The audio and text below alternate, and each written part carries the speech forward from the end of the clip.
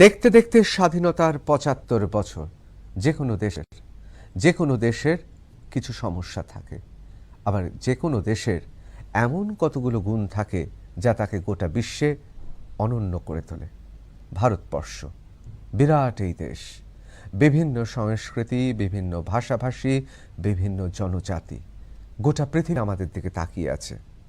আমরা যতটা আধুনিক ঠিক ততটাই প্রাচীন, অথবা যতটা প্রাচীন, যতটা অভিজ্ঞ ঠিক ততটাই নবীন, ততটাই প্রাণচঞ্চল। সারা পৃথিবীতে ভারতবর্ষ নতুন নাগরিক, অর্থাৎ যারা নয়া নাগরিক হচ্ছে বা যারা বয়সে নাগরিক হিসেবে তরুণ তরুণী, সারা পৃথিবীতে অন্যান্য যে দেশগুলো আছে জনসংখ্যায় আমরা সত্যি ব্যতিক্রমী। অর্থাৎ একটা তরুণ ভারত জেগে উঠছে ক্রমশ বিশ্বের মানচিত্রে। আমরা সুপার পাওয়ার হব কি হব না, বা কত তাড়াতাড়ি হব, সে নিয়ে আজকে আলোচনা করব না। আজকে আলোচনা করব একটা সমস্যা নিয়ে। কতগুলো জ্বলন্ত সমস্যা রয়েছে। হ্যাঁ, সন্ত্রাসবাদ রয়েছে, আমাদের দেশের গরিবী রয়েছে, আমাদের দেশে কর্মসংস্থানের জন্য লড়াই রয়েছে। আমাদের লড়তেই হবে, আমাদের লড়তে হবে বহিঃশত্রুর সঙ্গেও। কিন্তু যে ঘটনাটা বা যে বিষয়টা নিয়ে আজকে আলোচনা করব, সেই আলোচনাটা শুধুমাত্র জ্ঞান গর্ভ বিষয় নয়। তার কারণ নজরে আপনিও নজরে রয়েছেন, আমরা সবাই রয়েছি। অনেকের কাছে এই ভারতবর্ষ শুধুমাত্র বিশ্বের বিরাট একটা বাজার নয়, এই ভারতবর্ষ অনেকের কাছে মৃগয়া ক্ষেত্র। এই ভারতবর্ষের প্রত্যেকটা লোক আক্রান্ত বা তাদের শিকার হতে পারে। এ নিয়েই আজকের আমাদের টাফ ফাইট। না, এই টাফ ফাইটে আমাদের স্টুডিওতে যে বক্তারা আছে তার নিজেদের মধ্যে ফাইট বা ঝগড়াঝাটি বা বাক বিতণ্ডায় জড়িয়ে পড়বেন না, কারণ এই টাফ ফাইট আমাদের গোটা দেশকে দিতে হবে এবং সাইবার ক্রিমিনালদের বিরুদ্ধে। এ নিয়েই আজকের অনুষ্ঠান, টাফ ফাইটের বিশেষ অনুষ্ঠান নজরে আপনিও। আমাদের সঙ্গে বিশেষজ্ঞরা আছেন। আমাদের সঙ্গে রয়েছেন সুলগ্না চৌধুরী, আন্তর্জাতিক সাইবার সিকিউরিটি বিশেষজ্ঞ। আমাদের সঙ্গে রয়েছেন এ শহরের অত্যন্ত পরিচিত নাম অভিষেক মিত্র, তিনি সাইবার সিকিউরিটি বিশেষজ্ঞ। এবং আমার সঙ্গে রয়েছেন এক তরুণ আইনের ছাত্র সুমিত হালদার। তিনি শুধু আইনের ছাত্র নন, তার পরিবার আক্রান্ত। আমরা আজকের বিষয়ে সরাসরি চলে যাই। আমি প্রথমে সুলগ্না আপনার কাছে চলে যাই। সাইবার সিকিউরিটি বা সাইবার নিরাপত্তা কতটা জরুরি এই মুহূর্তে? আমি তার আগে শুধু একবার বলে দেব যে আমাদের সংবিধান তো গর্ব করার মতো, এবং আমাদের দেশবাসীর কাছে এটা খুব গর্বের, আমাদের মতো সংবিধান আছে, আমাদের নিয়ম কানুন সমস্ত কিছু আছে, সাইবার ল রয়েছে। কিন্তু এটাও দুর্ভাগ্যজনক যে আমরা যারা সাধারণ মানুষ আমরা সচেতন নই, এবং এটাও আপনাদের স্বীকার করতে হবে যে সাইবার ক্রিমিনালরা পার পেয়ে যাচ্ছেন পুলিশ প্রশাসনের জন্য। অনেক ক্ষেত্রে পুলিশ প্রশাসন দায়ী। আমি এই জায়গা থেকে আপনাকে জিজ্ঞেস করব, সাইবার সিকিউরিটিতে আমরা কোন জায়গায় আছি? সত্যি কথা বলতে গেলে মানে অ্যাজ আ সাইবার সিকিউরিটি নিয়ে আমি প্রত্যেক দিনই কাজ করি। সত্যি কথা বলতে গেলে আমাদের জার্নিটা সাইবার সিকিউরিটির অ্যাওয়ারনেসটা নিয়ে এখনও শুরু হয়নি। আমরা হয়তো খুব বেশি পছন্দ করি স্মার্ট গ্যাজেটস নিয়ে ডিল করা। আমরা আজকাল খুব পছন্দ করি বিভিন্ন সোশ্যাল মিডিয়া প্ল্যাটফর্মসে আমাদের নিজেদের খুব প্রাইভেট ইনফরমেশন শেয়ার করা, পোস্ট করা, কটা লাইক পেলাম, অনলাইন শপিং করা, সব কিছু রিমোটলি করা। কিন্তু সব কিছুর মাঝখানে যে ফ্রিডম অ্যান্ড ইন্টারনেট অ্যাক্সেস এত ইজিলি আমরা পাচ্ছি, কোথাও না কোথাও আমাদের একটা কিন্তু দায়িত্ব জ্ঞানও আনাটা খুব দরকার। আর এই দায়িত্ব জ্ঞানটা আমাদের প্রফেশনাল ওয়ার্ল্ডে বলে ডিজিটাল নেটিজেন্স। আপনি কি সত্যিকারের একটা ডিজিটাল রেসপন্সিবল নেটিজেন? সেটা হওয়ার জন্য কিছু খুব বেসিক ডিসিপ্লিন যদি আমরা ফলো করতে পারি, নিজেকে যেরকম অ্যাওয়্যার করছি, আশেপাশের লোকজনকে যদি সেভাবে সজাগ করতে পারি, I think that is going to B the start of the journey. এখনও সত্যি কথা বলতে গেলে আমরা সবাই খালি টেকনোলজির ভালো দিকটা নিয়েই ওই মানে স্মার্ট গ্যাজেট বিভিন্ন আমরা মোহিত হয়ে আছি। আমরা প্রযুক্তিক যে উদ্ভাবনী শক্তি তাতে আমরা মোহিত হয়ে আছি। আমি অভিষেক আপনার কাছে আসব, কি কি ধরনের আক্রমণ আমাদের সাধারণ মানুষের আসতে পারে? সাধারণ মানুষ কোথায় কোথায় আমরা আক্রান্ত বা শিকার হতে পারি? দেখুন, সাধারণ মানুষদের জন্য কিন্তু টার্গেটটা মেইনলি করা হয়, এবং সাইবার ক্রাইম যে ইন্ডাস্ট্রিটা, ক্রিমিনালরা তারা কিন্তু সাধারণ মানুষকেই টার্গেট করে। আপনার ওয়ালেট, যেটা কিন্তু একটা খুব মানে ওয়ালেট, যেখান থেকে আমরা ট্রানজ্যাকশন করছি, খুব ভালো একটা step from the government. But আমরা নিজেরা কতটা সুরক্ষিত, আমরা নিজেরা কোন জায়গায়, আমার কাছে যদি কেউ পেমেন্ট রিকোয়েস্ট করছে সেখানে আমি পেমেন্টটা করে দিচ্ছি। এরকম হামেশাই হয়েছে যে আপনি কিছু বিক্রি করতে যাচ্ছেন OLX-এ, আর্মি অফিসার হয়ে নিয়ে কেউ বলছে যে আমি আপনার কাছে ট্রানজ্যাকশনটা করতে চাইছি, আপনি এটা অ্যাকসেপ্ট করুন, আপনার কাছ থেকে টাকাটা বেরিয়ে গেছে। আপনি ইলেকট্রিসিটি বিল দিতে চাইছেন, কেউ কেউ হতে পারে যে ইনসাইডার থ্রেট যেটাকে বলা হয় আমাদের টেকনিক্যাল টার্মে, সেখান থেকে ভেতরে কেউ হয়তো বলে দিয়েছে ওনার ইলেকট্রিসিটি বিলটা পেন্ডিং আছে, এনারা ফোন করুন তাদেরকে, মানে ক্রিমিনালরা ফোন করুন। আপনি ব্যাংকের থেকে লোন নিয়েছেন, তারা বলছে যে আপনার কাছে টপ আপ একটা লোনের ফেসিলিটি আসছে with ex amount of money. সেই অ্যামাউন্ট অফ মানিটা যখন বলছে যে হ্যাঁ আমি নিতে চাই, আপনাকে বলা হচ্ছে যে আপনি আপনার ফটো দিন, আপনার আইডি প্রুফগুলো শেয়ার করুন এবং একটা ভিডিও করুন, যেখানে কিন্তু যারা মহিলা হচ্ছে তারা যখন এখানে ভিডিও করছে সেগুলোকে মর্ফ করে নিয়ে তাদেরকে ব্ল্যাকমেল করা হচ্ছে। তো এটার কোনো মানে সেক্সটর্শন, ইয়েস সেক্সটর্শন, এবং এটার কোনো এন্ড নেই। আর এটাও নয় যে শুধুমাত্র ইন্ডিয়া থেকে হচ্ছে। আমরা একটা ইনভেস্টিগেশন করেছিলাম যেখানে কিন্তু দেখতে পাই চাইনিজ ইনভেস্টার্সরা তারা অ্যামাউন্ট দিচ্ছে এবং এইরকম ক্রিমিনাল অ্যাক্টিভিটিগুলোকে প্রশ্রয় দিচ্ছে, যাতে কিনা ইন্ডিয়ান যারা আছেন তারা কিন্তু এইরকম ক্রাইমে জড়িয়ে যায়। এবং এই যে সেক্সটর্শনের ব্যাপারটা বললেন, এইখানে আমরা ইনভেস্টিগেশন করতে গিয়ে জানতে পারি, দেখুন গভর্নমেন্ট স্টেপস নিয়েছে, কোথায় cybercrime.gov.in ওয়েবসাইট আছে যেখানে কিনা আপনি FIR করতে পারেন। But how quickly response you are getting, আপনি কত জলদি এইটাতে কি RBI গাইডলাইন্স কি আছে যে আপনার কত টাকা বেরিয়ে গেলে আপনি কত টাকাটা পেতে পারবেন, এবং কোন কোন জায়গায় আপনি নিজে OTP দিয়ে দিচ্ছেন, কাউকে বলে দিচ্ছেন, সেই জায়গায় কিন্তু আপনার টাকাটা ফিরে আসবে না, ব্যাংকও নিজের হাত সরিয়ে দেবে, কোনো পুলিশ অথরিটিও বা সিকিউরিটি এজেন্সিও আপনাকে কিছু করতে। অবশ্যই আমি এই বিষয়ে আসবো, তার আগে শ্লোকটা আমি আপনার কাছে আরো একবার যাব। ব্যক্তিগতভাবে বিভিন্ন পত্রপত্রিকায় বিশেষ করে এইবারের যে টাইমের সংখ্যাটা রয়েছে সেখানে খুব পরিষ্কারভাবে বলেছেন যে এই প্রাযুক্তিক উদ্ভাবনী বা এই ধরনের ডিজিটাল যুগ আমাদের গোটা জীবনযাত্রা একটা বিরাট পরিবর্তন এনে দিয়েছে এবং আরো এনে দেবে, অর্থাৎ সম্পূর্ণ পরিবর্তিত একটা জীবনযাত্রা হতে চলেছে। আপনারা অনেকে বলছেন এই ডিজিটাল পরিবর্তনের মধ্য থেকেই আমরা আবার পরাধীন হয়ে যাব না তো? অনেকে বলছেন যারা ড্রাগ মাফিয়া, ড্রাগ লর্ডস, তারা কোটি কোটি মিলিয়ন ডলার যেরকম তারা এই অবৈধ ব্যবসা থেকে পেত, ঠিক এই রকম ভাবেই সাইবার ক্রিমিনালরা কোটি কোটি ডলার, কোটি কোটি টাকা ছিনিয়ে নিচ্ছে। মানে এটা বলতে লজ্জা করলেও যে ভারতবর্ষের বিভিন্ন প্রাযুক্তিক তথ্য প্রযুক্তির সংস্থা, এরকম অনেক সংস্থার প্রশ্নচিহ্নের মুখে রয়েছে, তারা বিদেশে একই কাজ করছে নাকি, অর্থাৎ তারা সেখান থেকে কারোর অঙ্গুলি হেলনে সাইবার ক্রিমিনাল হিসেবে কাজ করছে কিনা। এবং এই ক্রিমিনালদের কিন্তু বোঝা যাবে না, তার কারণ তারা আমাদেরই মতো কোনো একটি অফিসে গিয়ে স্যুট টাই পরে তারা বসে কম্পিউটারে সর্বস্ব নিয়ে নেবে আপনাদের। এই থ্রেট বা এই হুমকিটা কতটা প্রযোজ্য, এবং আমাদের দেশে সাইবার ক্রিমিনালরা এখানে তো একটা অর্গানাইজড ক্রাইমের জায়গায় এসে পৌঁছাচ্ছে, কি বলবেন? সাইবার ক্রাইম ডেফিনেটলি একটা অর্গানাইজড ক্রাইম, আর এটা শুধু ভারতবর্ষের জন্য না, পুরো বিশ্বের জন্যই। আমরা যেই ইন্টারনেটটা চোখে দেখি সেটা is only 4% of the internet, বাকিটা কিন্তু 96% which is your deep web and dark web. সর্বক্ষণ আপনি যেটা বললেন যে আপনিও নজরে আছেন, সর্বক্ষণ কিন্তু আমরা সবাই সেই নজরে আছি। আপনি সেটা বড় বড় সংস্থা বলুন, একটা দেশের সরকার বলুন, আপনি সোসাইটি বলুন, including citizens like you and me. In fact আজকে যখন আমি আপনার স্টুডিওতে আসছিলাম, আমার ভীষণ অবাক লাগলো যে উবার যিনি ড্রাইভার ছিলেন উনি আমাকে বললেন যে ম্যাডাম আমার অ্যাকাউন্টটা হ্যাক হয়ে গেছে। আমরা কোনো সংস্থার নাম নেব না, এটা একটা বহুজাতিক গাড়ি সংস্থা, হ্যাঁ বহুজাতিক গাড়ি সংস্থা, ও মানে ওনার অ্যাকাউন্টটা হ্যাক হয়ে গেছে। মানে খুব, যেটা আমার খুব কনসার্ন লাগলো যে এটা একটা সাধারণ ড্রাইভার যে কিনা মানে একটা মান্থলি খুব একটা সীমিত ইনকাম নিয়ে নিজের জীবনটাকে যাপন করেন, সেও আজকে একটা সাইবার ক্রাইমের ভিকটিম। লাইকওয়াইজ একটা কিন্তু বিশাল বড় সংস্থা যদি আপনি দেখেন, ইন্ডিয়াতে খুব রিসেন্টলি কয়েকটা বড় বড় airport company was kind of hacked, millions of records were stolen. আর এগুলো ছিল সব প্যাসেঞ্জার কাস্টমার ডেটা, যেখানে কিনা আমি আমার ডেবিট কার্ড দিয়েছি, যেখানে আমি আমার প্যান কার্ড দিয়েছি। সো সব পার্সোনাল আইডেন্টিফাইবল ইনফরমেশন আমরা যেটাকে বলি, সেটা কত প্ল্যাটফর্মে যে আজকাল এক্সচেঞ্জ হচ্ছে, বিকজ আমরা সবাই স্মার্ট ডিভাইস, তথ্য বিক্রি হচ্ছে। আমি এই বিষয়ে আসবো।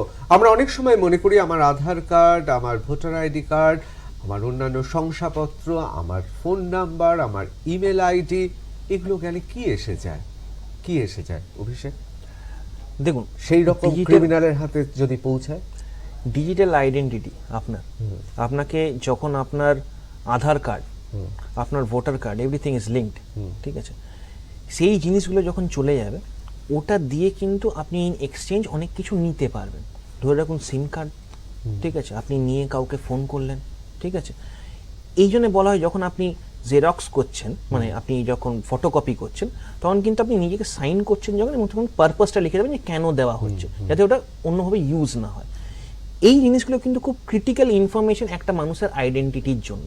আজকে আপনি সিটিজেন অফ ইন্ডিয়া, আমরা এই জিনিসটা নিয়ে অনেক কিছু করতে পারি, এবং কারুর যদি পেয়ে যাই তাতেও কিন্তু আমরা ব্যাংক অ্যাকাউন্ট পর্যন্ত আমরা দেখতে পারবো যে কোন ব্যাংক অ্যাকাউন্ট কী আছে, এবং সেইখান থেকে এটাকে বলা হয় সোশ্যাল ইঞ্জিনিয়ারিং।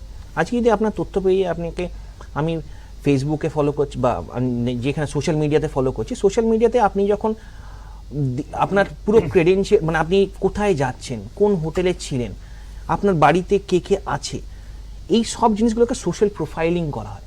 তারপরে কিন্তু আপনার ওই সোশ্যাল মিডিয়া অ্যাকাউন্টটাকে কিন্তু হ্যাক করার জন্য আমরা একটা পাসওয়ার্ড কম্বিনেশন করে নিয়ে একটা হ্যাকার কিন্তু ইউজ করতে পারে। আর এটা আমরা এতটাই ইজিলি পাবলিকলি সোশ্যাল মিডিয়াতে দিতে থাকি, যেটা কিন্তু আমরা আমাদের ধারণার বাইরে যে আমরা কোথায় কি দিচ্ছি। অবশ্যই আমি এই বিষয়ে আসবো, তার আগে একবার সুমিতের কাছে চলে যাই। সুমিত তরুণ, আইনের ছাত্র, আজকে আমাদের আলোচনায় এসছে। অত্যন্ত দুর্ভাগ্যবশত তার পরিবারের সঙ্গে এমন একটা ঘটনা হয়েছে, যে ঘটনায় গোটা পরিবার এই মুহূর্তে বিনিদ্র রজনী যাপন করছে। এমন একটা ঘটনা, এমন একটা সাইবার ক্রাইম, যেটা বোধহয় গোটা পরিবারের এই মুহূর্তে বোধহয় খুব দুশ্চিন্তায় ফেলেছে। অবশ্যই স্যার, আমাদের পুরো পরিবারই এখন খুবই দুশ্চিন্তাগ্রস্ত রয়েছে। এবার তারা মানে কোনো উপায় পাচ্ছে না এখান থেকে কিভাবে বেরিয়ে আসবে, না পাচ্ছে তারা পুলিশের কাছে গিয়ে, না পাচ্ছে তারা কোনো ব্যাংকে গিয়ে, সবাই স্যারেন্ডার করে দিচ্ছে, তারা কোনোভাবে হেল্প করতে পারছে না। এবার একমাত্র এবার আপনাদের কাছে এবার না, আমরা তো সেই হিসেবে তো আমরা কিছু প্রতিকার করতে পারবো না, কিন্তু যেটা করতে পারবো জ্বলন্ত সমস্যাটা নিয়ে আলোচনা করে, যেহেতু দুজন বিখ্যাত cyber crime, cyber security specialist, বিশেষজ্ঞ আছে, তারা আপনাকে নিশ্চয়ই বলবেন। আমি প্রথমেই চলে যাচ্ছি যে ঘটনাটা একটু আমাদের দর্শকদের বলুন, ঠিক কি হয়েছিল? স্যার, আমার বাবা হচ্ছে একজন ব্যবসায়ী, তার ঢালাইগাড়ার বাজারে দোকান, বইয়ের দোকান। এবার দীর্ঘ 20 বছর ধরে সে বইয়ের ব্যবসায়ী করে আসছে, এবং বিগত 15 বছর ধরে সে মোবাইল রিচার্জও করতেন ব্যবসা। এবার গত 2 মাস যাবৎ সে অনলাইন ট্রানজাকশনের একটা ব্যবসা শুরু করে। সেটা তার বাবার দোকানেরই উল্টো দিকে একটা লেবারের একটা কারখানা আছে, সেই কারখানা থেকে সবাই বাবার কাছে এসে বলতেন যে তাদের কাছে তো টাকা থাকতো না, যেহেতু তারা অনেক দূর থেকে আসছেন, তারা বলতেন 100 টাকা তুলে দিন বা 500 টাকা তুলে দিন, অল্প অ্যামাউন্ট যাতে আমরা খেতে পারি। এবার সেই থেকে বাবা ছোটখাটো অ্যামাউন্ট তাদেরকে দিয়ে শুরু করে ব্যবসাটা। এবার আস্তে আস্তে তারা বাবা 10 টাকা, মানে 1010 টাকার বিনিময়ে সে ছোট ছোট ট্রানজাকশন শুরু করে। এবার এই থেকে পরবর্তীকালে দুজন ব্যক্তি অল্টারনেট করে বাবার কাছে আসা শুরু করে, যে বড় বড় অ্যামাউন্ট নেবে। প্রথমে 33,000 থেকে শুরু করে, তারপরে 74, এরকম করে তারা অল্টারনেট করে আসা শুরু করে। এবার এর মধ্যে থেকে বাবা 20 তারিখ না, লাস্ট ট্রানজাকশন হয়েছে তাদের 29 তারিখ, মানে গত মাসের 29 তারিখ, জুলাইয়ের 29 তারিখে একটা ট্রানজাকশন করতে এসছে তারা, এবং তারপরে আবার 1 তারিখ লাস্ট একটা করতে এসছে ট্রানজাকশন। এবার সেটা হচ্ছে 74,000-এর। এবার 74,000-এর ট্রানজাকশন করার পরে বাবা তো সেটা পেমেন্ট করে দিয়েছে।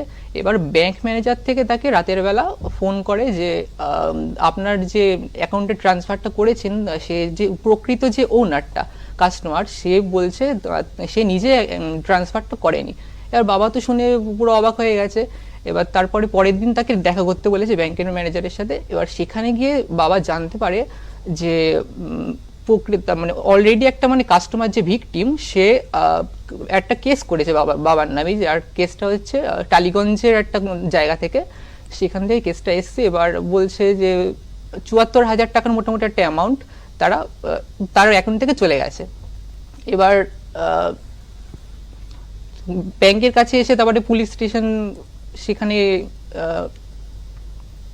আচ্ছা, 74,000 টাকাটা তো আপনাদের অ্যাকাউন্টে এসেছিল, এবং সেই টাকাটা দিয়ে দিয়েছেন। হ্যাঁ, এইবার আপনাদের ব্ল্যাকমেল করা হচ্ছে, হুমকি দেওয়া হচ্ছে যে আপনাদের টাকা দিতে হবে। টাকা দিতে হবে। অর্থাৎ একবার ৭৪,০০০ টাকা দিয়ে দিয়েছেন, আরো ৭৪,০০০ টাকা দিতে হবে। আবার ৭৪,০০০ টাকা দিতে হবে। এবার শুধু এটা একটা ট্রানজাকশন না, বাদ বাকি আরো অনেক জায়গা থেকে, বারাসাত থেকে, তারপরে সিঙ্গুর থেকে 2টো ট্রানজাকশন হয়েছে, সেই সব জায়গা থেকেও আর কি। মানে একটা বিপুল অর্থ এখন আপনাদের কাছে চাওয়া হচ্ছে, হুমকি দেওয়া প্রায় হচ্ছে 5 লাখ। প্রায় 5 লাখ। এবং আপনার বাবা কার্যত এই মুহূর্তে, আমি কিন্তু একটা কথা বলে রাখি যে এইভাবে টাকা দেওয়া যায় কি যায় না, এটার বৈধতা বা তার লাইসেন্স আছে নাকি আমি এই বিষয়ে মন্তব্য করব না। এটা তো আইনের ব্যাপার, যদি তিনি এইভাবে করতে পারেন কি পারেন না। কিন্তু এটা ঠিক কথা যে তাকে বারবার ব্ল্যাকমেল করা হচ্ছে, পুলিশ প্রশাসন, এবং আপনি ব্যাংকের থেকে কোনো সাহায্য পাচ্ছেন না। এটাই তো বলতে চাইছেন আপনি। আমি এবার এই বিষয়টা নিয়ে আলোচনা করছি। ধন্যবাদ সুমিত। কি বলবেন? উনি যে বললেন যে একটা যে প্রোফাইলিং করা হয়, আমরা সারাক্ষণ কিন্তু এই একটা সার্ভেলেন্সে আছি। অর্থাৎ আমরা সবাই কিন্তু নজরে আছি। অ্যাবসলিউটলি। তো কেউ একটা ওনার অ্যাকাউন্ট কিংবা ওনার অ্যাক্টিভিটি অনেক দিন ধরে প্যাটার্ন স্টাডি করছে। এটাকে আমি যদি একটা অ্যানালজি ড্র করি, আমরা একটা বাড়ি বানাই, রাইট? ওই বাড়িটার ফিজিক্যাল সিকিউরিটি নিয়ে কিন্তু আমরা ভীষণ কনসার্ন, যে আমি একটা তালা লাগাবো, সেই তালার চাবি কাউকে দেবো না, ডোরবেল বাজলে আগে আমি দেখবো কে আমার চেনাশোনা কিনা। আজকাল তো গেটেড কমিউনিটিসে আমি আগে থেকে প্রি অ্যাপ্রুভও করতে পারি। সেই জিনিসগুলো যখন আমি করি না, মানে ইটস লাইক আপনার মানে আনফর্চুনেটলি যদি কারোর বাড়িতে চুরি হয়, সেটা কিন্তু চুরিটা একদিনে হয় না। প্রথমত চোর একটা প্যাটার্ন স্টাডি করে, বাড়ির মালিক কখন বাড়ির থেকে বেরোচ্ছে, বাড়ি কখন ফাঁকা থাকে, একটা সময় থাকে যেখানে হয়তো শুধু সিনিয়র সিটিজেন দুজন বাড়িতে থাকে। আপনি বলছেন এই ক্ষেত্রে নজর রাখা হচ্ছে। Absolutely. আমরা শুধুমাত্র এই ছবিতে, টেলিভিশনে ছোটবেলা থেকে দেখি তো আমরা যে একটি হরিণকে শিকার করার আগে একটা চিতা যেভাবে বিভিন্ন অনেকক্ষণ ধরে নিরীক্ষণ করেন, আপনি তাই। বলছিলেন এই ক্ষেত্রে যারা অপরাধী, যারা সাইবার ক্রিমিনাল, তারা সুমিতের বাবাকে অনেক দিন ধরে লক্ষ্য করছিলেন, অর্থাৎ নজরে ছিলেন আপনার বাবা। অভিষেক, কি বলবেন? দেখুন, এই জিনিসগুলো অবভিয়াসলি নজরে তো ছিলেনই, তার সঙ্গে সঙ্গে কি হয়, আপনি যখন টাকার এক্সচেঞ্জ করছেন, আপনার অ্যাকাউন্টে এত টাকা আছে, মানে সেটা কিন্তু জানে, যারাই করছে তারা কিন্তু জানে। হতে পারে, মানে আমার এটা সম্ভব না যে যারা ওনার সঙ্গে ডিল করছিলেন তারাই হয়তো করেছেন, এটা সম্ভব না। অর্থাৎ বা চেনা হয়তো লোক আছে। চেনা লোকের সম্ভাবনা এই জন্যই বেশি, কারণ একটা জিনিস ভাবুন, 75,000 রুপিস, এইটা কিন্তু একটা মানুষের অ্যাকাউন্টে থাকবে এবং সে ট্রানজাকশন করতে পারবে, মানে সেই ট্রানজাকশন করে, সেই জিনিসটা কিন্তু তার জানা আছে। তার জন্য কিন্তু সে হয়তো রাতের বেলায় একটা ব্যাংকের ম্যানেজার হয়ে নিয়ে ফোন করে নিয়ে বলতে পারছে আপনার এই অ্যাকাউন্টটা করেন, জানি না ওটা সত্যি কিনা আদৌ যে করেছিল ফোনটা। তারপরে যে এক্সটর্শনের যে ব্যাপারটা আছে, সেই জিনিসগুলো যদি উনি রেকর্ড করে রেখেছেন বা ফোন নাম্বারগুলোকে আইডেন্টিফাই করে রেখেছেন, উনি যদি লালবাজারে যান বা এগুলোকে যদি কেস হিসেবে ফাইল করেন, দে উইল টেক ডাউন। মানে এটা আমি আমার দিক থেকে বলতে পারি, কারণ আমি কিছুদিন ওনাদের সঙ্গে কাজও করেছি। তো এই জায়গাতে ওনারা অনেকটাই সেফ থাকতে পারবেন। অবশ্যই আপনি প্রথমেই বললেন যে টাকার লেনদেনটা কি এটা লিগালি পসিবল এইভাবে কিনা, সেটা নিয়ে আমিও কমেন্ট করতে পারবো না। বাট হ্যাঁ, যদি উনাকে কেউ এক্সটর্শন মানি হিসেবে চাইছে যে আপনি এটা করেছেন, ওটা অ্যাকাউন্টে যায় না, হ্যাঁ মানে ব্ল্যাকমেল করছে, তাহলে কিন্তু দিস ইজ মানে ক্রিমিনাল অ্যাক্টিভিটি, এবং এটা কিন্তু ডিজিটালি এটার পুরো ল আছে, এবং এটা কিন্তু ওনারা সুরাহা পেতে পারেন if they directly go to cyber crime station লালবাজারে। এবং প্রত্যেকটা ডিস্ট্রিক্টে অবশ্যই আপনাদের ব্যাংক অ্যাকাউন্টও তো ফ্রিজ হয়ে গেছে, ক্লোজ করে ফ্রিজ দিয়েছেন। অলরেডি হয়ে গেছে, সেটা প্রায় 1,31,000 টাকা তার মধ্যে ছিল, সেটা পুরো ফ্রিজ হয়ে গেছে। কোনো ট্রানজাকশন মানে ভিতরে ঢুকছে কিন্তু আর তুলতে পারছে না সেটা আমরা আর। মানে সেটা কি ব্যাংক অথরিটি সিজ, অবভিয়াসলি যখন তুলতে পারছে না ব্যাংক করেছে, তো ব্যাংক কি স্টেটমেন্ট দিচ্ছে, মানে কারণ কি আপনারাই ব্যাংকে গিয়ে ফ্রিজ করেছেন? হ্যাঁ, আপনার ব্যাংক অ্যাকাউন্ট ফ্রিজ করেছে। যেখান থেকে কেসটা মানে তারা ভিকটিমটা করছে, সেইখান থেকে অলরেডি মানে পুলিশরা সেটা সিজ করে দিয়েছে আর কি। মানে সেটাতে কি স্টেটমেন্ট আছে আপনার, যে কেন সিজ করা হয়েছে? এটা তো একটা আপনার কাছে স্টেটমেন্ট আছে যে এইটা এই কারণে সিজ করা হয়েছে। হ্যাঁ, যেহেতু মানে যার অ্যাকাউন্ট থেকে বাবার অ্যাকাউন্টে টাকাটা এসছে, সেটা মানে সে ওনারটা পাঠায়নি, তারা হচ্ছে এই অন্য কেউ হ্যাঁ, পাঠিয়েছে, অন্য কেউ যারা দোকানে আসতো তারা।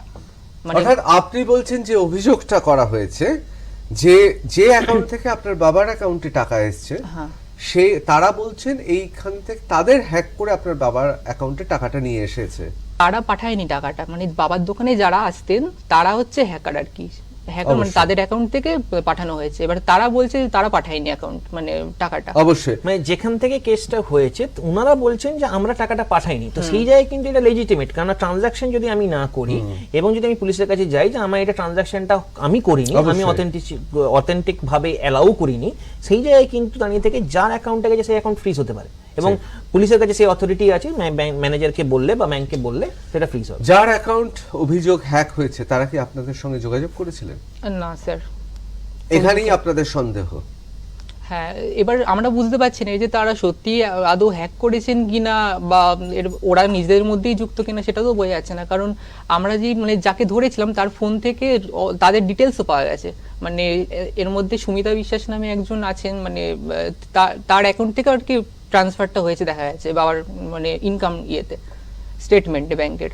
অবশ্যই আমরা এই বিষয়ে আসছি, অবশ্যই আসছি, কারণ এখানে আরো কতগুলো জিনিস নিশ্চয়ই অভিষেক এবং সুলোকনা আপনাদের জানতে হবে। আমি একটু চলে আসি এই বিষয়ে যে প্রত্যেকটা মুহূর্তে আমাদের নজরবন্দি করা হচ্ছে। এবার কেউ কেউ ভিভিআইপি, ভেরি ইম্পর্টেন্ট পার্সন, দারুণ প্রভাবশালী, তাদের নজরবন্দি করে তাদের কি করছে এটাও যেমন নজরবন্দি করা হচ্ছে, আবার আমাদের মতো সাধারণ মানুষ যারা তাদেরও নজরবন্দি করা হচ্ছে। আমরা প্রত্যেকে কেউ না কেউ কোনো না কোনো সময় শিকার হতে পারি এবং আমাদের দেশের জনসংখ্যা একটা বিরাট জনসংখ্যা।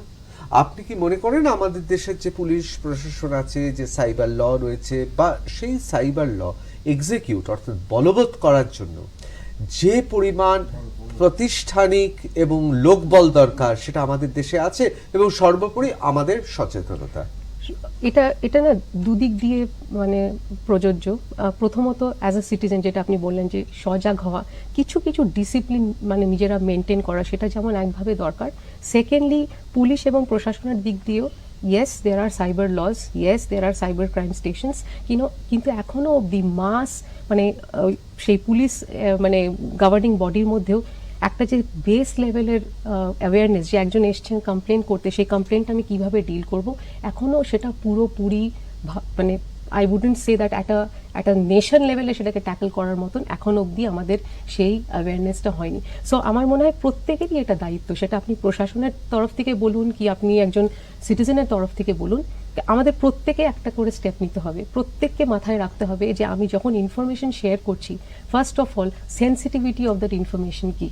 আমি আজকাল আমরা পাবলিক ক্যাফেতে গিয়ে বা পাবলিক ওয়াইফাই ইউজ করি, আর ইউজ করার সময় আমি রিয়েলাইজ করি না যে আমি যে আমার সোশ্যাল মিডিয়া অ্যাকাউন্টে লগ ইন করছি সেখানে যেসব পার্সোনাল ইনফরমেশন আছে সেটা কিভাবে হ্যাক করা অর্থাৎ ফেসবুক বলুন বা হোয়াটসঅ্যাপ বলুন বা অন্যান্য যে সমস্ত সামাজিক মাধ্যমগুলো ব্যবহার করছি, সেই মাধ্যমগুলো অর্থাৎ কতটা সেই ওয়াইফাই যাকে আমি আমন্ত্রণ করে নিয়ে এলাম সে তার সঙ্গে কি একদমই করছে। তাই।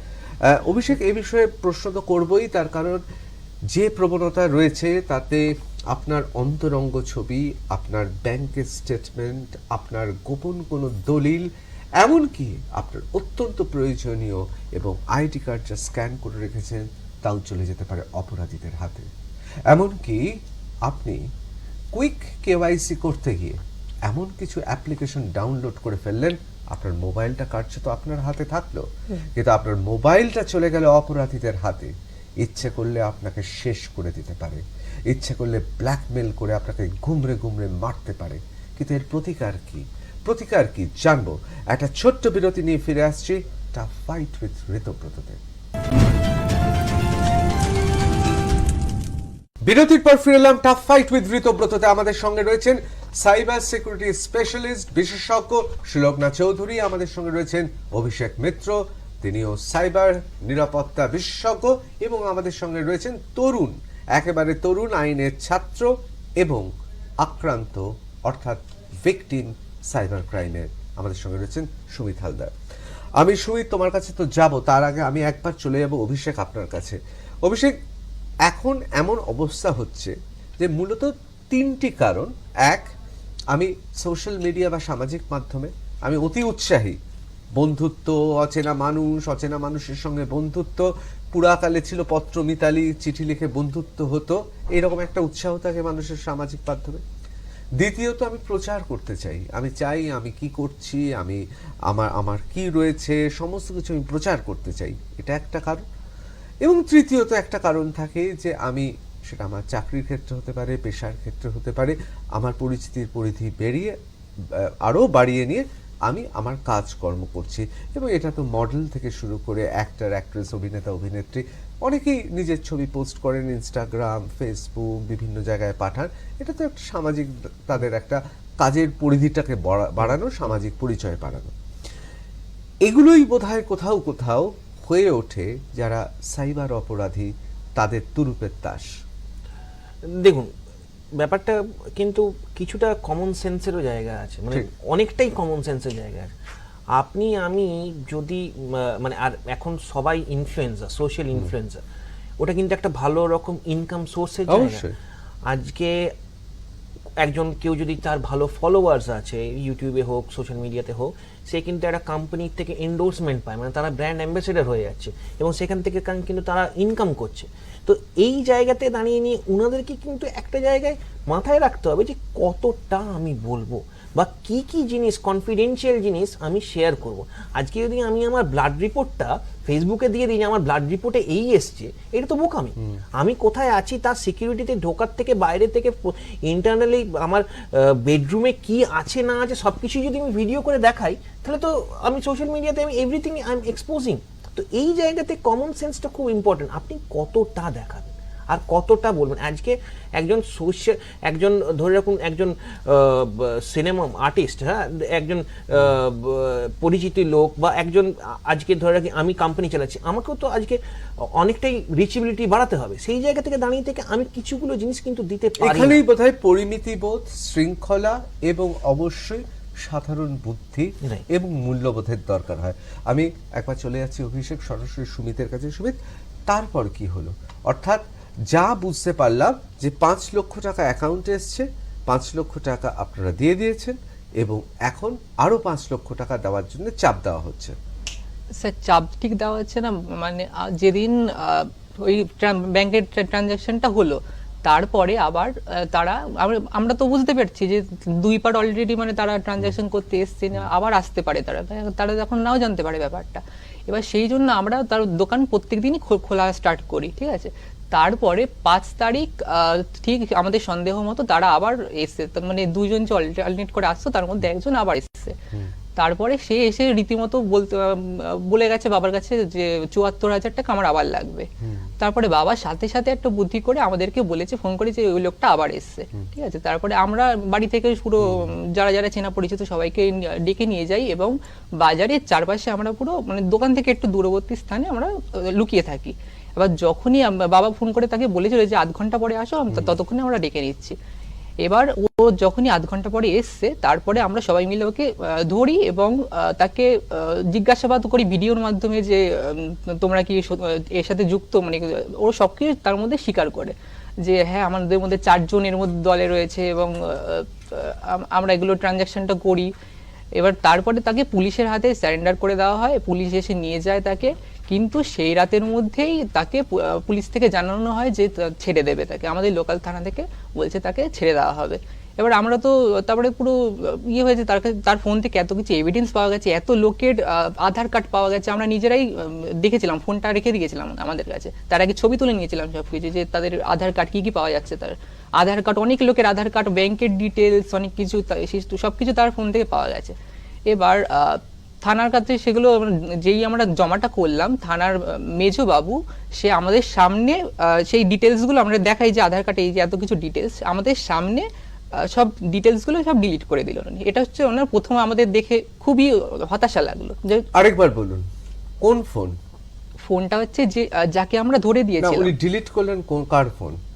যাকে আমরা, মানে যে ব্যক্তিটা ধরে দিয়েছিলাম আমরা, তার ফোনটা তিনি ডিলিট করে দিলেন। তার ফোন থেকে এই এভিডেন্স গুলো, মানে গ্যালারির মধ্যে সব অনেক আধার কার্ড, অনেক ভোটার কার্ড, ব্যাংকের ডিটেলস, মানে অনেক কাস্টমারদের, তাদের সমস্ত ডিটেলস গুলো সাথে সাথে ডিলিট করে দিলেন। অবশ্যই আমি একবার অভিষেককে জিজ্ঞেস করব। অভিষেক, এটা তো একটা বড় প্রমাণ ছিল, সেই প্রমাণটা কি তাহলে ফরেনসিক এভিডেন্সে ওটা পাওয়া যাবে? যদি ওটা ফোনটা যদি ওনাদের কাছে আছে, তাহলে কিন্তু এটা যদি ফরেনসিক করা হয়, ডিজিটাল ফরেনসিক বলা হয় এটাকে, এটা ফরেনসিক এভিডেন্সে পাওয়া যাবে যে কি কি ডিলিট করা হয়েছে। কিন্তু এটা খুব রহস্যময়, কোনো আধিকারিক এরকম করে ডিলিট করে দিচ্ছেন। দেখুন, প্রথম কথা হচ্ছে করাপশন তো রন্ধ্রে রন্ধ্রে ঢুকে আছে এবং এত বড় দেশের মধ্যে কোথায় কোথায় আছে সেটা সবাই মিলে মানে ঠিক করতে গেলে অনেক দিনই লেগে যায়, বাট করা উচিত, দেখা উচিত। এই করাপশন কিন্তু এটা যেটা হলো সেরকম কিন্তু অনেক জায়গায় অনেক কিছুই হয়েছে।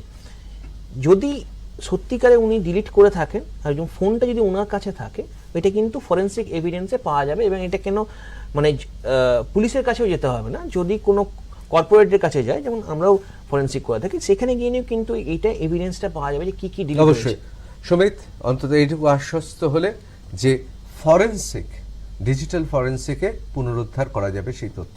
তারপর স্যার ফোনটা আমাদের মানে আমার ফোন থেকে ডিলিট হয়নি, ফোনটা হচ্ছে যাকে আমরা না, ধরে আমরা বুঝেছি। দিয়েছিলাম তার থেকে। মানে যিনি তাকে কি ধরা হ্যান্ড ওভার পড়েছেন। করে দিয়েছে ফোনটা, তারপরে ডিলিট হ্যাঁ, করার তারপরে পরে delete করে তার দিয়েছে। কিছুই নেই, মানে ওনাদের। এবার এইখানে কি হয় না, এই দেখুন এই জিনিসগুলো কিন্তু আমরাও ফেস করেছি, আমি পুরো ডিটেলসে মানে বলছি না অন্য জিনিসের জন্য, বাট পুলিশের সঙ্গে এই জিনিসটা আমরাও ফেস করেছি। মানে দুর্ভাগ্যবশত সবাই নয়, কেউ কেউ কখনো কেউ কখনো এই কখনো প্রশ্রয়ের ফেস করবেন। মধ্যে এটা নয় যে আমি ল এনফোর্সমেন্ট এজেন্সির এগেনস্টে চলে গেলাম বা ওনারা কেউই কাজ করছে না, that is not, but single কেউ পার্সন কোথাও না কোথাও কিছু করেই রাখতে পারে। এই জায়গায় কিন্তু ওনারা যদি, যখন এই জিনিসটা হচ্ছে কনভারসেশন, ওনারা যদি নিজেদের ক্যামেরাটা অন করে রাখতেন এবং তারপরে কথাটা হতো বা কাজগুলো যখন পুলিশের সঙ্গে কথা হচ্ছে যেটা হয়, সেটা হলে কিন্তু ওনাদের কাছে এভিডেন্স থাকবে। হ্যাঁ, আমাদের কাছে এভিডেন্স রয়েছে, আমরা ফোনটা পুলিশের হেফাজতে যখন দিয়েছিল দেওয়ার তখন আগে, তখন কিন্তু তুলে রেখেছি না না সবকিছু। তোমার কাছে তো আছেই অলরেডি। তারপর যখন ইনি ডিলিট করছেন বা কিছু করছে, তুমি যখন পুলিশ স্টেশনে ঢুকেছো তখন কি তোমার কাছে কোনো ক্যামেরা ছিল? না না, তখন আমরা বুঝবোই করে পুলিশ এরকম একটা কাজ করবেন। কিন্তু এটার আরেকটাও পার্সপেক্টিভ আছে। আমরা এমনিতেও বলি ইনোসেন্ট আনটিল প্রুভেন গিলটি। আমি যখন আমার সাইবার ক্রাইমের বইটা লিখছিলাম, আর আমি একটা গল্পের মাধ্যমে পুরো মানে অ্যাওয়ারনেসটা বলতে চাইছিলাম লোকজনকে, তো আমি প্রচুর রিসার্চ করেছি তখন ইন্ডিয়ান সাইবার ক্রাইম নিয়ে, মানে গভর্নমেন্টের বিভিন্ন এজেন্সিস। আমি যেটা আপনাকে আগেও বলছিলাম যে এখনো অবধি আপনি যদি জেনারেল পুলিশ মানে পপুলেশন বলেন, সবার কাছে কিন্তু সেই অ্যাওয়ারনেসটাও নেই যে আমি একটা সাইবার ক্রাইমের কমপ্লেন নিয়ে কিভাবে হ্যান্ডেল করব। There are pockets of cyber crime cells, but আমি যখন প্রথমে থানায় যাব, আমি একটা জেনারেল পুলিশ স্টেশনেই যাই রাইট, ওইখানে দাঁড়িয়ে সেই সাইবার ক্রাইমটাকে কিভাবে হ্যান্ডেল করবে সেই এডুকেশনটাও ইন প্যারালাল খুব দরকার। হতে পারে there are pockets of corruption definitely, but এই একটা কোথাও না কোথাও gap রয়ে গেছে। একটা জিনিস আমি অ্যাড করতে চাই, সেটা হচ্ছে এফআইআরটা চট করে কেউ নিতে জানে, এটা হ্যাঁ, আপনি নর্মাল ক্রাইমও absolutely. করলেও যেটা হয় সেটা সাইবার ক্রাইমে হয়, but cyber crime police stations are there in every district.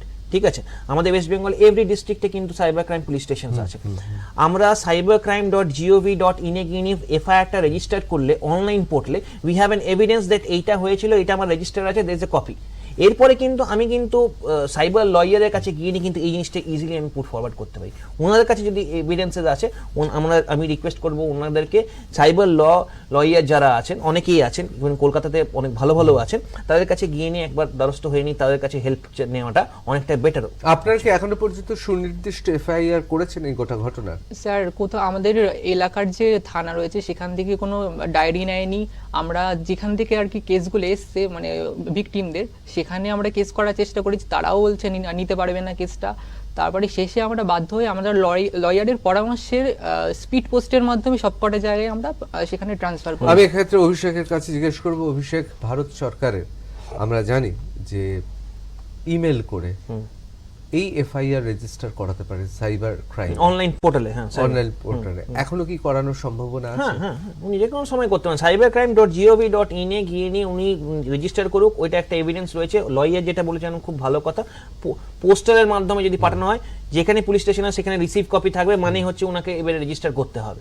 ঠিক আছে, তো এই জিনিসটা খুব ভালো হয়েছে, এবং তুমি এখনো রেজিস্টার করো, মানে এই কমপ্লেনটা cybercrime.gov.in এ রেজিস্টার করলে কিছু না, তোমার কাছে একটা এভিডেন্স রয়েছে, তুমি অলরেডি রেজিস্টার করেছো, তারপর কিন্তু তোমাকে লয়াররা অনেকটাই হেল্প করতে পারবে।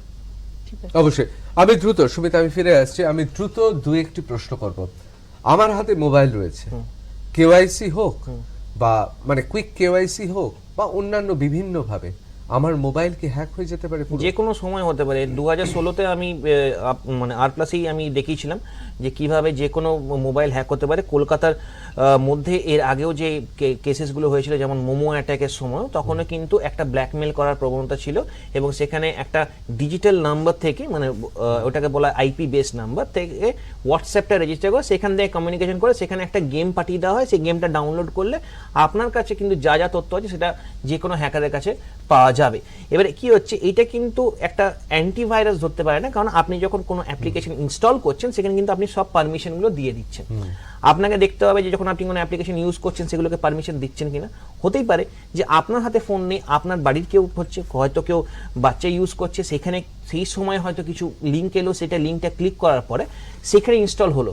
এবারে এটাকে বাইন্ডিংও বলা হতে পারে। যদি ধরে রাখুন আপনার কাছে একটা সিম্পল অ্যাপ্লিকেশন ক্যালকুলেটরটা আপনি ইনস্টল করা আছে, অন্য কেউ হয়তো আপনার সঙ্গে বসে আছে, ধরে রাখুন আমি বসে আছি আপনার সঙ্গে, আপনি হয়তো 2 মিনিটের জন্য কোথাও গেলেন, আমি আপনার ক্যালকুলেটরটাকে ডিলিট করে আমি যে ক্যালকুলেটর চাই সেটাকে আমি ইনস্টল করলাম। Calculator will function as calculator, ঠিক আছে, কিন্তু তার ব্যাক এন্ডে প্রত্যেকটা ডেটা আমার কাছে আসবে। এবং যে হ্যাকার তারা এইভাবেই করে। দেখুন এখন অ্যান্ড্রয়েডের ভার্সন বলুন অনেকটাই আপগ্রেড হয়ে গেছে, এতটা ইজি নেই যেটা 2016-তে হতো।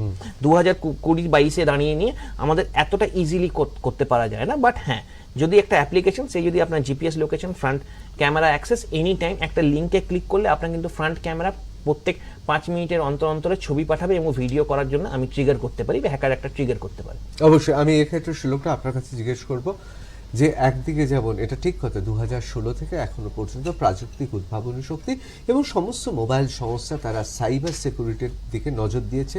এই বিষয়ে প্রচুর R&D হয়েছে, রিসার্চ হয়েছে, গবেষণা চলছে। প্রতি মুহূর্তে মানুষের সাইবার সিকিউরিটি সম্পর্কে সত্যি এই মোবাইল সংস্থাগুলো আগের থেকে অনেক বেশি সংবেদনশীল। কিন্তু তা সত্ত্বেও যারা হ্যাকার তারাও কিন্তু তার সঙ্গে সঙ্গে বদলাচ্ছে, অর্থাৎ তারাও কিন্তু দ্রুত নিজেদের পরিবর্তন করছে। মানে কোভিড-19 যেভাবে পরিবর্তন করে যে স্ট্রেন করে গোটা পৃথিবীতে ছড়িয়ে পড়লো, ঠিক সেরকমভাবে হ্যাকাররাও কিন্তু ছড়িয়ে পড়ছে। অ্যাবসলিউটলি। তাই আমি যেটা আগেও বলছিলাম যে একটা 360 ডিগ্রি অ্যাওয়ারনেস কিন্তু ভীষণ দরকার। সেটা আপনি সাধারণ নাগরিক বলুন, সেটা আপনি পুলিশ বলুন, আপনি প্রশাসন বলুন, এখনো মাস স্কেলে কিন্তু সেই অ্যাওয়ারনেসটা নেই যে একটা সাইবার ক্রাইমের ইম্প্যাক্টটা কি হতে পারে।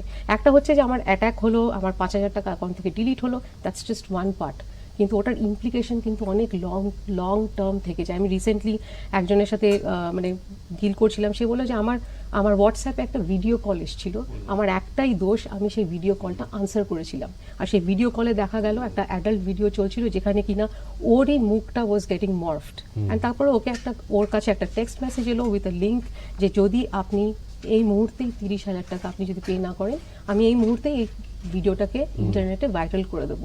সো দ্য পয়েন্ট ইজ সেইখানে আমার মানে সজাগ থাকাটা, কেন তার আগে ওই যে একটা ভিডিও কলের যে ইম্প্যাক্ট, সেই ফ্যামিলিটা went through so much of harassment. It was not just about the 30,000 rupees. ওরা সাইবার ক্রাইম সেলে গেল, ওখানে কমপ্লেন করলো, ইট টুক টাইম। ওরা আলটিমেটলি ফটোজ আর ভিডিওসগুলো ওই সাইট থেকে ওরা সেটাকে ডিলিট করতে পেরেছিল।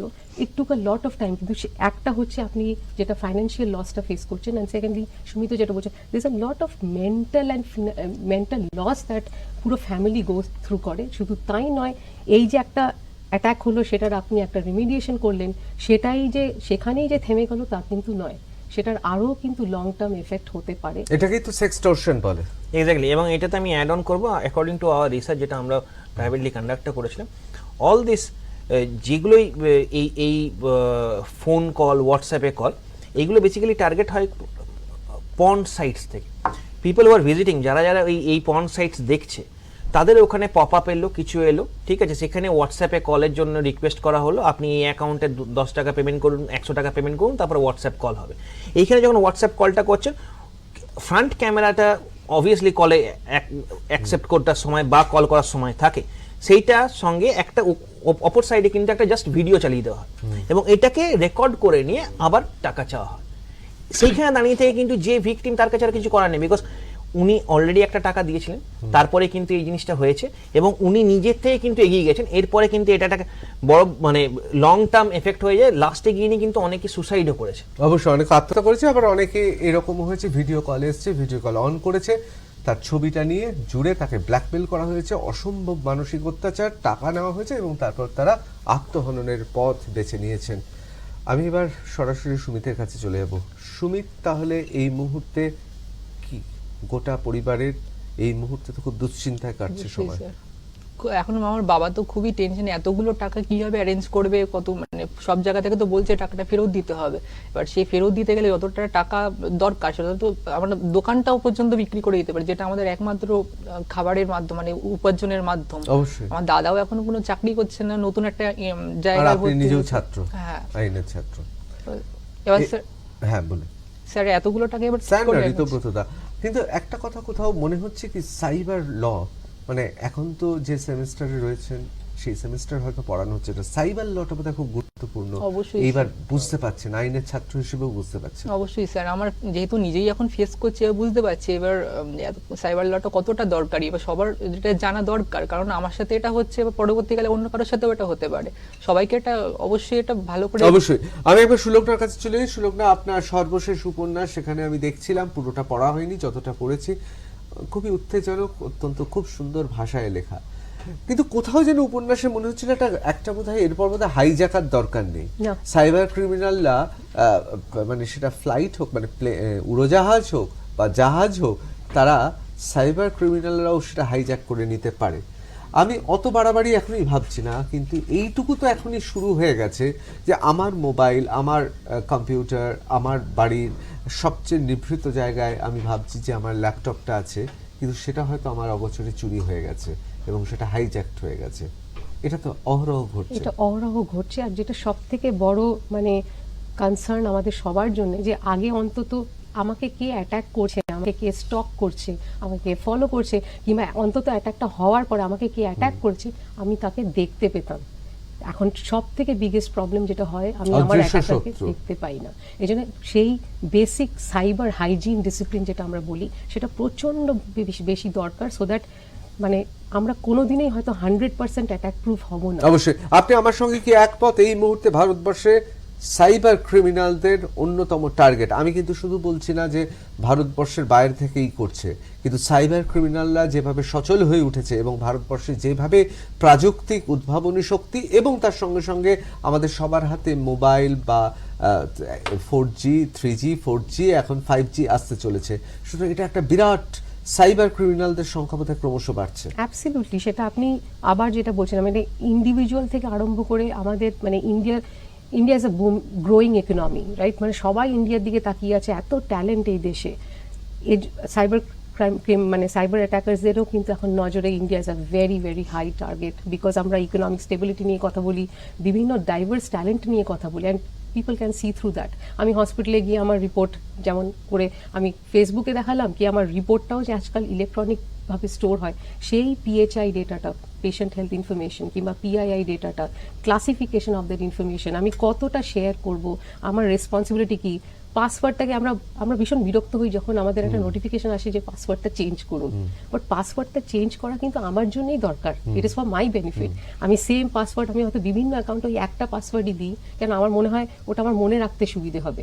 ইউজুয়ালি ওটা আমার ডেট অফ বার্থ কিংবা আমার জায়গা, মানে something which is very easy to crack. এমনিতেই প্রচণ্ড ক্রেডেনশিয়াল হারভেস্টিং কিন্তু হয়।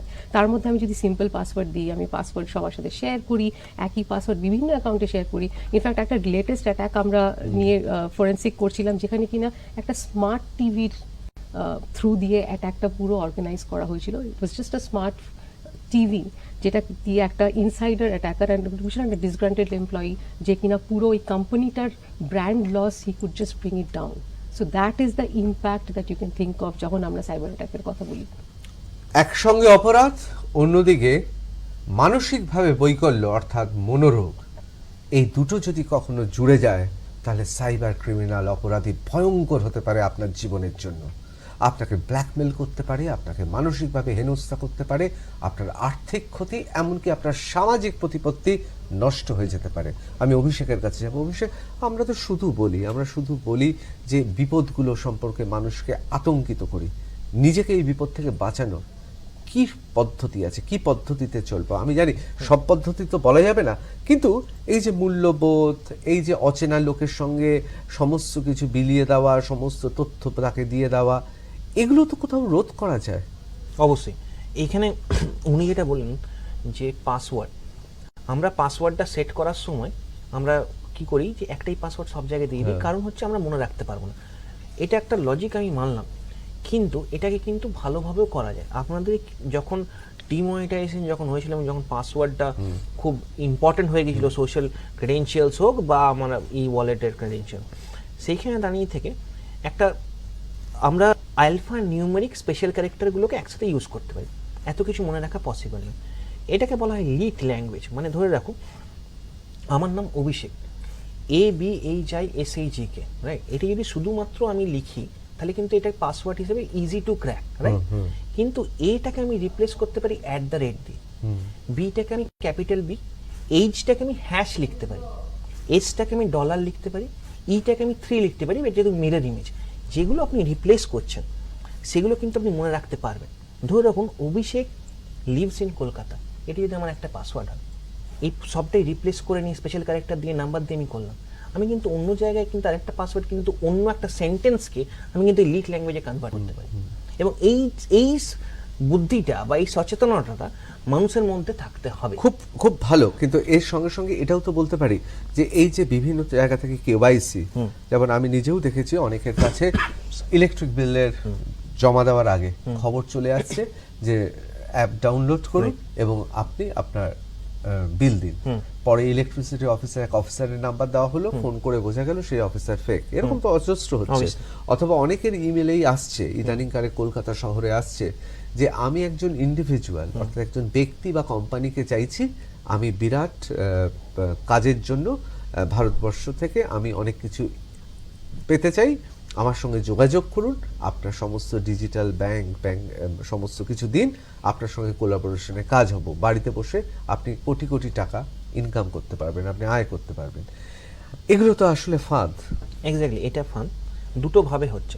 আবার লটারিও আছে। হ্যাঁ, দুটো মেল, দুটো বেসিক জিনিসের উপরে আমাদেরকে লক্ষ্য রাখতে হবে। ধরে রাখুন আপনি যখন কোনো জিনিসটা গুগলে খুঁজছেন, গুগলে কিন্তু অ্যাডভার্টাইজমেন্ট দেওয়ার জায়গা আছে।